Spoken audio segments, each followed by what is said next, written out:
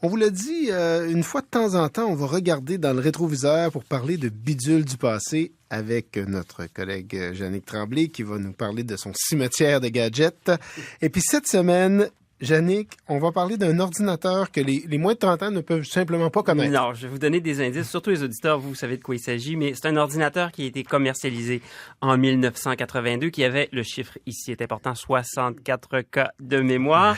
On pouvait le brancher sur la télé, mais aussi sur un très beau moniteur. L'ordinateur coûtait $600, mais avec le lecteur de disquette 5 pouces et quart, on ne rit plus. Et le moniteur, ça coûtait ça plus de $1,000, mais c'était moins cher que les ordinateurs d'Apple ou IBM qui avaient pourtant moins de mémoire, eux. Donc, pour ceux qui ne l'ont pas deviné, on écoute une petite publicité du temps.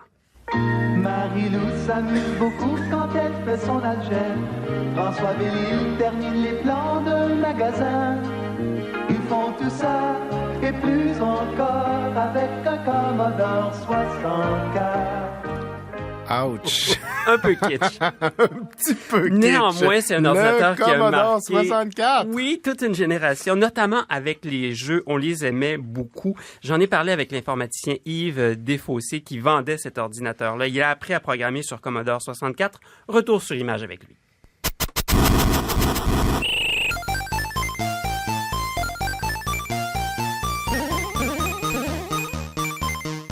Ce qui était vraiment exceptionnel sur le Commodore 64, c'était la partie audio.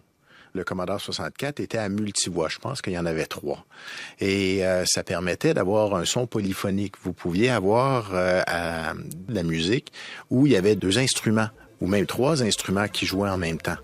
Et là, ça donnait un son symphonique.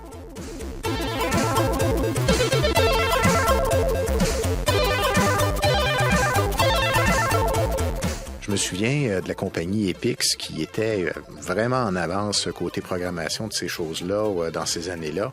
Epix en fait, entre autres, la série des Jeux d'hiver, des Jeux olympiques.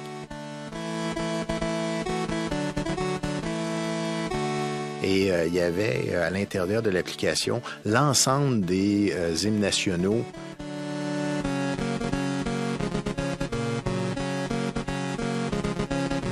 Moi, j'étais plutôt un amateur de Impossible Mission. Stay a while. Stay forever. Destroy him, my robot. Ah, mais Mission Impossible aussi, mais ça, faut le dire, Mission Impossible, la fluidité de ce jeu-là était remarquable. En fait, je pense que ça a pris 5 ans avant que je retrouve un autre jeu qui avait la même fluidité des personnages, la façon, entre autres, dans Mission Impossible, où le personnage sautait, faisait des saltos avant. C'était absolument effarant.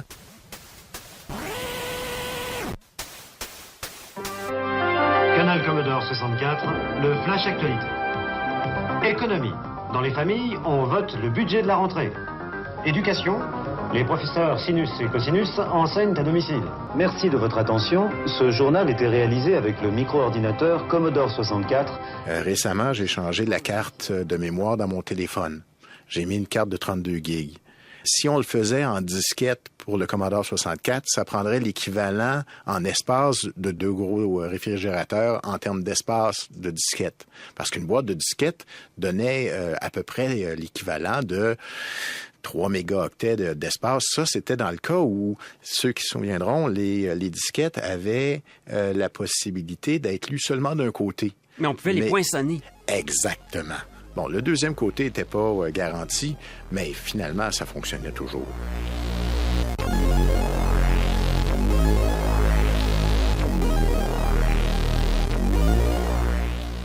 Peut-être la dernière question que je vous poserai, Yves Desfossés, c'est rétrospectivement, cet ordinateur-là, quelle importance il a pu avoir? Est-ce que vous pensez que ça a pu susciter des carrières ou un intérêt plus marqué vers l'informatique? Moi, j'ai pas de doute que le Commodore 64 a été la plateforme de départ de beaucoup de gens, moi compris, Dans ces années-là, j'étais intéressé à l'informatique, mais j'ai commencé à programmer sur le Commodore 64 parce que j'ai pu prouver que je savais programmer. J'ai été capable d'avoir un travail d'été de stagiaire en programmation sur les premiers IBM. Et le reste, comme on dit, c'est l'histoire. Merci beaucoup, Yves Desfossés. C'était très m'a fait gentil plaisir. d'avoir partagé ça avec nous.